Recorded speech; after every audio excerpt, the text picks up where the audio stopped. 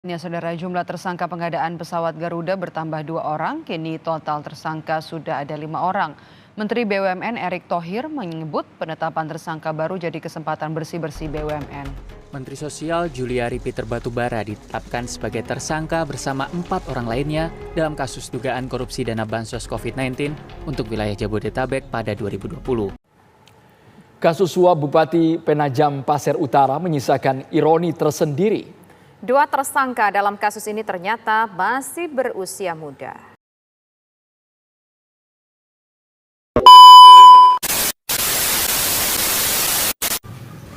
Saat ini marak sekali berita tentang korupsi, dan korupsi lagi. Memperkaya diri, membuat rakyat dan negara rugi. Memanfaatkan kewenangan tanpa pakai hati nurani. Koruptor bukanlah orang yang bodoh, melainkan orang yang cerdas, tapi berhati licik. Sebagai mahasiswa, saya muak dengan adanya tikus-tikus berdasi.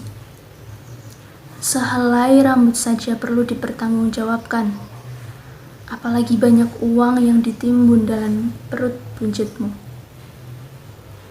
Oleh karena itu, marilah kita bersama berantas korupsi, karena sejatinya korupsi itu merusak dan merendahkan diri.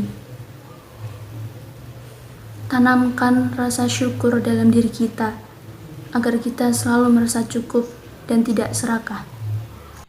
Korupsi itu mencuri uang anak negeri. Korupsi itu merampok, mengambil uang yang digembok. Korupsi merugikan negara, uang yang seharusnya ada hilang entah kemana.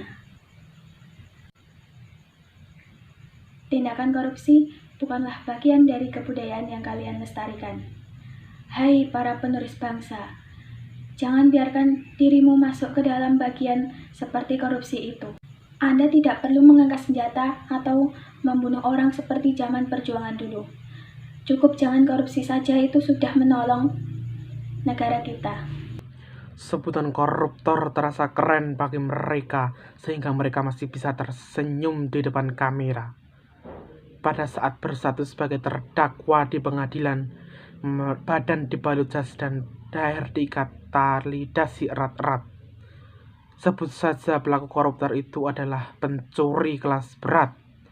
Sudah 21 tahun ancaman hukuman mati itu mati suri sebagai teks, tidak dipakai di pengadilan. Sebenarnya pelaku korupsi itu tidak takut akan kematian, tetapi ia takut hidup miskin.